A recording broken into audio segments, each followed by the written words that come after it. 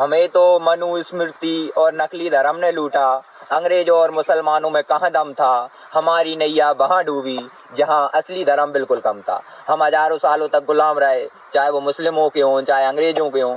उसका बहुत बड़ा कारण था नकली धर्म और मनु स्मृति, क्योंकि हमारी सारी ऊर्जा समय इसी में नष्ट होते रहे कि शूद्रों को कैसे दबाना है, महिलाओं को कैसे दबाना है। तो हमने विज्ञान विकसित नहीं कर पाया, क्योंकि हम अपनी सारी ऊर्जा इसी समय इसी में लगाते रहे कि शूद्रों ने छू लिया तो क्या करना है, महिलाओं ने ऐसा कर दिया तो उन्हें क्या करना है। तो हम विज्ञान कहाँ से विकसित करते, हमारी सारी ऊर्जा पूरे जो देश का चित्त था इसी में लगा रहा। तो हमें एक नकली धर्म ने बिल्कुल मतलब बर्बाद कर छोड़ दिया। हमने विज्ञान पर ध्यान ही नहीं दिया। हम कुंडलीबाजी में लगे रहे, ज्योतिषबाजी में लगे रहे, और इधर पश्चिम विज्ञान पर चलकर पूरी दुनिया पर छा गया, वो कहाँ से कहाँ पहुंच गया था। और फिर हमें गुलाम बने, क्योंकि पहले मानसिक गुलामी आती है, भौतिक गुलामी बाद में आती है। तो मानसिक गुलाम हमें मनुस्मृति ने बनाया, और भौतिक गुलाम आकर हमें मुस्लिम और अंग्रेज बना गए। तो आज भी क्या वही कारण मौजूद नहीं है? क्या आज भी हम मनुस्मृति पर नहीं चल रहे हैं? क्या आज भी हमारे भीतर जातिवाद नहीं है? क्या आज भी हमारे भीतर अंधविश्वास नहीं है? क्या आज भी हमारे भीतर महिलाओं के प्रति अपमान नहीं है? बहुत से लोगों को लगेगा कि हमने तो मनुस्मृति पढ़ी भी नहीं, तो मनुस्मृति पर कैसे चल रहे हैं। तो आपने मनुस्मृति नहीं पढ़ी है, पर वो समाज में घुल मिल चुकी है, समाज में हवाओं में वो ऐसी है कि वो हमारे भीतर आई जाती है। हमारे भीतर अगर जाती है, अंधविश्वास है, महिलाओं के प्रति अपमान है, तो न चाहते हुए न जानते हुए भी मनुस्मृति हमारे भीतर बैठी हुई है। तो हमें चाहिए, हमारा असली धर्म क्या है? हमारा जो सनातन धर्म है वो श्रुति धर्म है।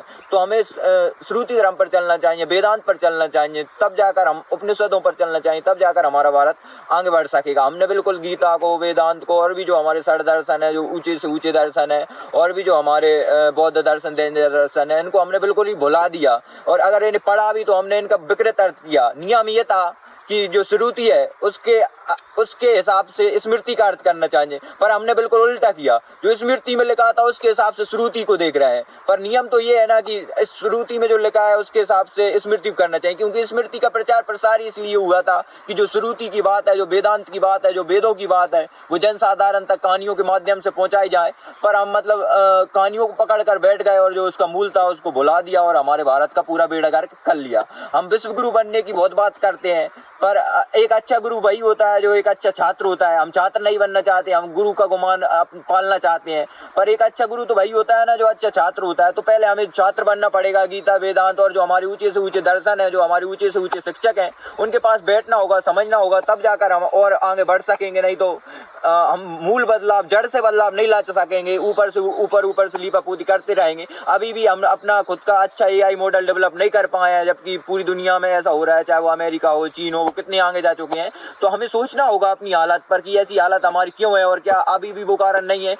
कुछ ही दिनों में 15 अगस्त आने वाला है, आजादी का जश्न मनाएंगे हम, लेकिन हमें ये भी सोचना होगा कि हम गुलाम हुए क्यों थे। तो हमें अपना आत्मावलोकन भी करना होगा। आचार्य प्रशांत गीता, वेदांत और भी जितने भारत का, विश्व का ऊंचे से ऊंचा दर्शन है पढ़ा रहे हैं, तो हमें उसे समझना होगा, तब जाकर हमारे भारत को शायद वास्तव में ऊंचाई मिलेगी। इसलिए हम सबको चाहिए कि हम अपने गीता के, वेदांत के और भी जो ऊंचे से ऊंचा दर्शन है उसके पास वापस जाएं, ना कि जो कर्म कांड है, मनुस्मृति है, इस पर चलकर अपना समय, ऊर्जा और अपने देश को पीछे धकेलें।